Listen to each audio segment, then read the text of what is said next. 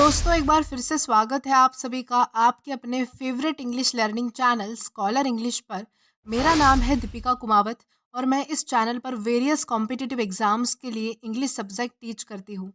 तो बेसिकली आज के इस वीडियो में हम एक बहुत ही बेहतरीन पोएम डिस्कस करने वाले हैं जिसका नाम है the little black boy by William Blake. तो चलिए पोएम में आगे बढ़ने से पहले सबसे पहले हम हमारे पोएट के बारे में थोड़ी बहुत इन्फॉर्मेशन जान लेते हैं। तो दोस्तों विलियम ब्लेक इनका जन्म जो है वो 28 नवंबर 1757 किंगडम ऑफ ग्रेट ब्रिटेन में हुआ था। वो रोमांटिक पीरियड में इंग्लिश पोइट्री के one of the most prominent poet माने जाते थे।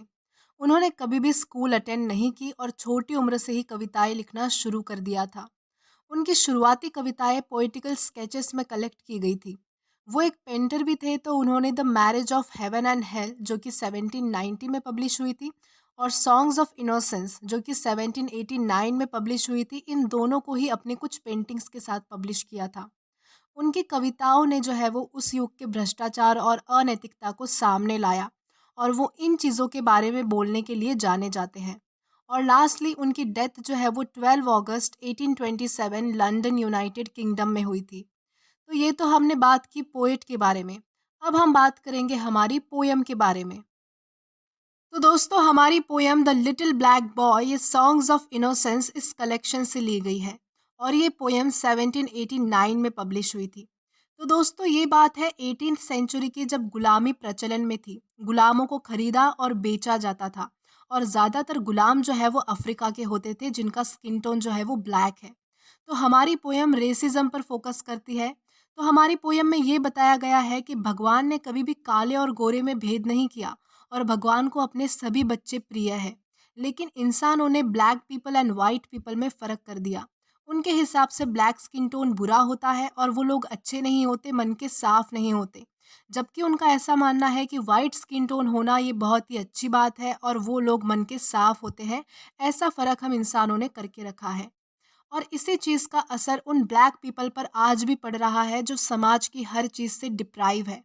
इस पोयम में एक लिटिल ब्लैक बॉय के बारे में बताया गया है जो अपने साथ हो रहे रेसिज्म का दुख बयां कर रहा है। वहीं दूसरी तरफ उस बच्चे की माँ उसे सिखाती है और समझाती है कि हम चाहे काले हो या फिर गोरे हो, भगवान के घर जाकर सब बराबर हो जाएंगे। भले ही ये दुनिया हमें एक्सेप्ट ना करे, लेकिन गॉड करेंगे क्योंकि उन्होंने हमें खुद बनाया है। तो चलिए इस पोयम का लाइन टू लाइन एक्सप्लेनेशन देखकर इसे और भी अच्छे से समझने की हम आज कोशिश करेंगे। तो दोस्तों हमारा सबसे पहला स्टैंजा है, my mother bore me in the southern wild and I am black but O my soul is white, white as an angel is the English child but I am black as if bereaved of light. तो यहाँ पर इस stanza की सबसे पहली दो lines है, my mother bore me in the southern wild and I am black but O my soul is white. तो यहाँ क्या कहा जा रहा है? तो यहाँ कहा जा रहा है कि मेरी माँ ने मुझे जो है वो साउदर्न वाइल्ड यानी कि दक्षिणी जंगल जहाँ अफ्रीका है वहाँ मुझे जन्म दिया और मैं ब्लैक हूँ, यानी कि मेरा जो स्किन टोन है वो पूरा ब्लैक है। लेकिन मेरी जो आत्मा है, मेरा जो मन है, मेरे जो सोल है वो बिल्कुल सफ़ेद है, बिल्कुल शुद्ध है। दोस्तों यहाँ पर साउदर्न वाइल्ड जो है वो अफ्रीका को रिप्रेजेंट करने के लिए यूज़ हुआ है और जो बोर है, बोर का मतलब होता है जन्म देना। ओके, देन इसी के साथ आगे बढ़ेंगे। देन हमारी नेक्स्ट लाइन्स है, white as an angel is the English child but I am black as if bereaved of light. तो आगे वो बच्चा कहता है कि ये जो वाइट पीपल है यानी ये जो इंग्लिश चाइल्ड है वो मानो किसी एंजल की तरह पूरा वाइट है। उन बच्चों को देखकर ऐसा लगता है कि मानो कोई एंजल हो, लेकिन मैं ब्लैक हूँ यानी कि मैं काला हूँ और ऐसा लगता है कि मैं किसी डिवाइन लाइट से वंचित हूँ, यानी मुझ में कोई लाइट नहीं है, मुझे ऐसा लगता है। बिवर्ड का मतलब होता है डिप्राइव होना, किसी चीज़ से वंचित होना। कोई चीज़ जब आपके पास नहीं होती है, आप उससे वंचित होते हो तो उसे कहा जाएगा बिवर्ड। देन इसी के साथ हम हमारे नेक्स्ट स्टैंजा की ओर आगे बढ़ेंगे। तो इसके बाद हमारा अगला स्टैंजा है, my mother taught me underneath a tree and sitting down before the heat of day she took me on her lap and kissed me and pointing to the east began to say. तो चलिए इस stanza की सबसे पहली दो lines को समझते हैं जो कि है, my mother taught me underneath a tree and sitting down before the heat of day.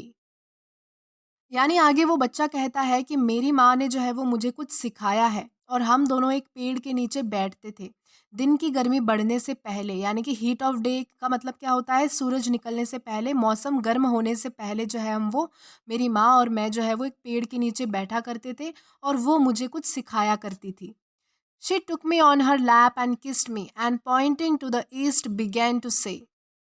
यानी इन 2 लाइन्स में क्या बताया गया है कि मेरी माँ ने जो है वो मुझे गोद में लिया और किस किया और बाद में जो है वो ईस्ट डायरेक्शन की तरफ इशारा करते हुए जो है वो कुछ कहने लगी। अब क्या कहा वो आगे के स्टैन्ज़ा में देखते हैं। तो हमारा नेक्स्ट स्टैन्ज़ा है, look on the rising sun, there God does live and gives his light and gives his heat away and flowers and trees एंड beasts and men receive comfort in morning, joy in the noonday। तो सबसे पहले पहली 2 lines को समझेंगे जो कि है, look on the rising sun, there God does live and gives his light and gives his heat away. तो यहाँ इन 2 लाइन्स में जो है वो जो माँ है वो अपने उस बच्चे को क्या कहती है कि उस उगते हुए सूरज को देखो, वहाँ जो है वो भगवान रहता है और वो अपनी लाइट और अपनी गर्मी सबको देता है। यानी भगवान अपनी अच्छी चीज़ें सबको ही देता है, यानी कि वो कभी काले-गोरे में फ़र्क नहीं करता। यानी भगवान अगर किसी को लाइट देता है तो उसको हीट भी देता है। देन इसके बाद है, and flowers and trees and beast and man receive comfort in morning, joy in the Noon day. और इस धरती पर जितने भी फ्लावर्स, ट्रीज, बीस्ट यानी कि एनिमल और मैन यानी कि मनुष्य, तो इन सभी को सुबह के समय कंफर्ट मिलता है और दोपहर में खुशी मिलती है। यानी भगवान किसी में फ़र्क नहीं करता, सबको comfort and Joy equal portion में देता है। तो इस तरह से जो है वो माँ अपने बच्चे को समझाती है। देन इसी के साथ आगे बढ़ेंगे हमारे नेक्स्ट स्टैन्ज़ा की ओर। देन इसके बाद हमारा अगला स्टैन्ज़ा है, and we are put on earth a little space, that we may learn to bear the beams of love. And these black bodies and this sunburned face is but a cloud and like a shady grove। तो चलिए सबसे पहली 2 line को समझते हैं जो कि है, and we are put on the earth a little space that we may learn to bear the beams of love।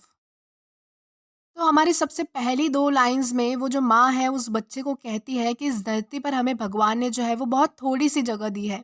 यानी कि इतनी बड़ी अर्थ पर जो है हमें थोड़ी-सी जगह मिली है, ताकि हम जो है वो प्यार की किरणों को सहन करना सीख सकें। बियर का मतलब होता है सहन करना, बीम्स का मतलब होता है किरणें। देन इसके बाद है, and this sunburned face is but a cloud and like a shady grove. और आगे कहा जा रहा है कि ये जो हमारा शरीर है जो ब्लैक है, पूरी तरह से हमारी जो ब्लैक बॉडी है और ये धूप से झुलसा हुआ जो चेहरा है वो और कुछ नहीं बल्कि एक बादल है और ये एक छायादार जंगल की तरह है। शेडी ग्रोव का मतलब होता है छायादार जंगल, ग्रोव यानी कि जंगल होता है। देन इसी के साथ हम आगे बढ़ेंगे हमारे नेक्स्ट स्टैंजा की ओर और जानते हैं कि हमारा अगला स्टैंजा हमसे क्या कहता है। तो इसके बाद हमारा अगला स्टैंजा है, for when our souls have learn the heat to bear, the cloud will vanish, we shall hear his voice saying, come out from the grove my love and care and round my golden tent like lambs rejoice. तो इस stanza की सबसे पहली 2 lines है, for when our souls have learn the heat to bear, the clouds will vanish, we shall hear his voice. तो हमारी सबसे पहली 2 लाइन्स में ये बताया गया है कि जब हमारी आत्मा ये गर्मी सहन करना सीख जाएगी, तो ये सारे बादल जो है वो गायब हो जाएँगे और हमें उसकी आवाज़ सुनाई देगी। उसकी किसकी? भगवान की, ईश्वर की आवाज़ सुनाई देगी। तो जैसे कि इससे पहले वाले स्टैंज़ा में मैंने मेंशन किया था कि हमारी जो ब्लैक बॉडी है वो एक क्लाउड की तरह है।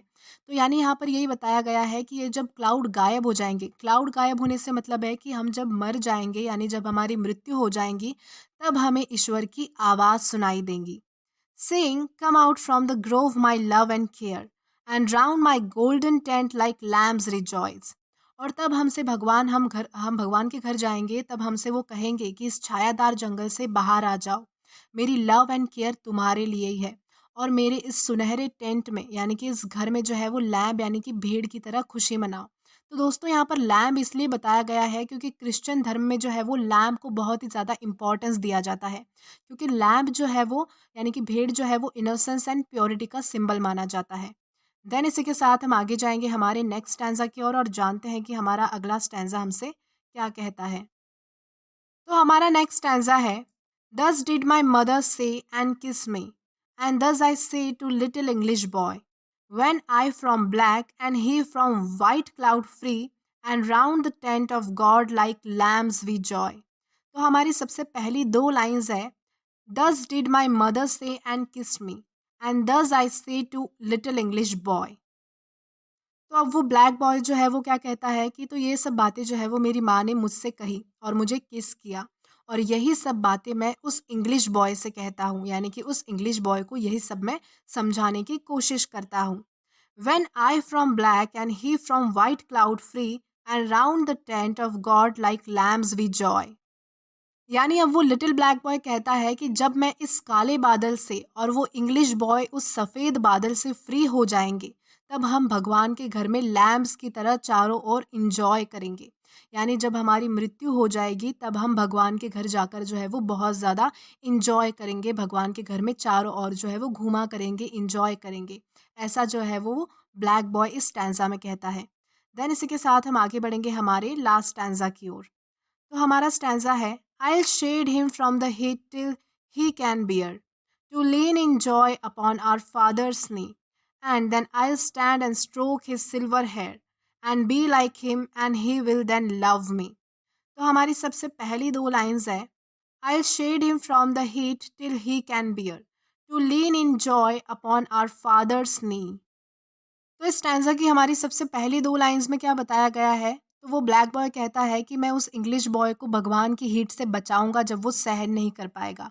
यानी कि जब तक वो सहन कर सकता है तब तक मैं कुछ नहीं कहूँगा, लेकिन जब वो सहन नहीं कर पाएगा तब मैं उसे जो है वो भगवान की हीट से बचाऊँगा, और हम खुशी से जो है वो भगवान के कदमों में जो है वो झुकेंगे, उनके पैरों में जो उनके आगे जो है हम वो झुकेंगे।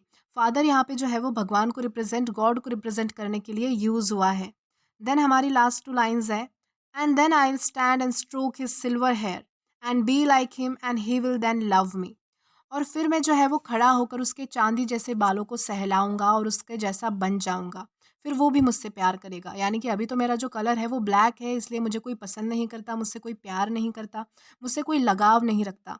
लेकिन भगवान के घर जाकर हम जब एक जैसे हो जाएँगे, सेम हो जाएँगे, तब शायद मुझसे सब लोग प्यार करेंगे, मुझे पूछेंगे। तो इस तरह से जो है वो उस लिटिल ब्लैक बॉय ने थ्रू आउट द पोएम अपनी इस सैड स्टोरी को बयाँ किया है। तो दोस्तों इसी के साथ हमारी इस पोएम का लाइन टू लाइन एक्सप्लेनेशन यहीं पर ख़त्म होता है। आई होप आपको ये पोएम ज़रूर पसंद आई हो, और अगर आपको ये पोएम पसंद आई हो तो do like this video, subscribe the channel and share as much as you can. और अगर आपने इससे पहले वाले वीडियोज़ नहीं देखे हैं तो यहाँ पर मैंने एक प्लेलिस्ट प्रोवाइड की है जहाँ पर आप क्लिक करके वो सभी वीडियोज़ एक्सप्लोर कर सकते हैं। Till then keep learning. Thank you.